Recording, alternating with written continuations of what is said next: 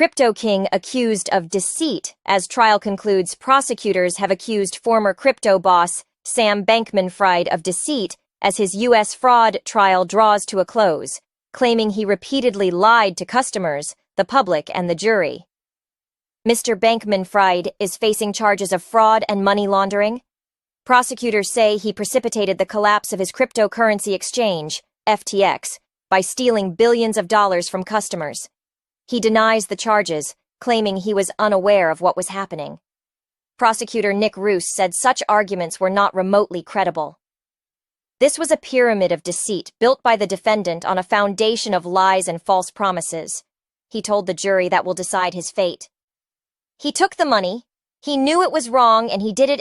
Prosecutors for the U.S. government have argued that Mr. Bankman-Fried directed special systems to be set up, such as a massive line of credit that allowed his crypto hedge fund Alameda Research to take billions in FTX customer deposits.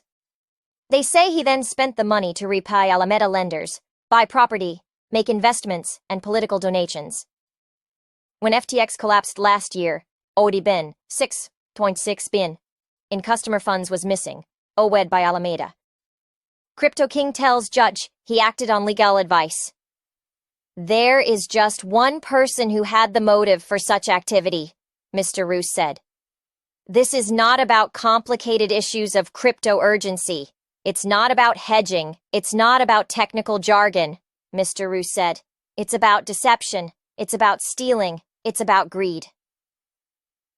He challenged Mr. Bankman-Fried's testimony, saying he had become a different person, depending on whether he faced friendly questions from his own lawyers or cross-examination by the government. Lawyers for the two sides are expected to spend much of Wednesday summing up their cases for the jury before it starts deliberating. Mr. Bankman-Fried faces decades in prison if convicted. The 31-year-old is a former billionaire and was arrested last year after the collapse of his firm, FTX. The downfall left many customers unable to recover their funds. Before the collapse of his companies, he was known for socializing with celebrities and appearing frequently in Washington, D.C., and in the media with a head of wild curls to discuss the sector. The rapid growth of his firm and his deal-making last year, when a market downturn hit other firms, earned him the moniker, the Crypto King. During the trial that began early in October, the entrepreneur admitted he had made mistakes in managing his business empire, but said that he never committed fraud. He depicted himself as overwhelmed by work and claimed he only became aware of the issues facing Alameda when it was too late.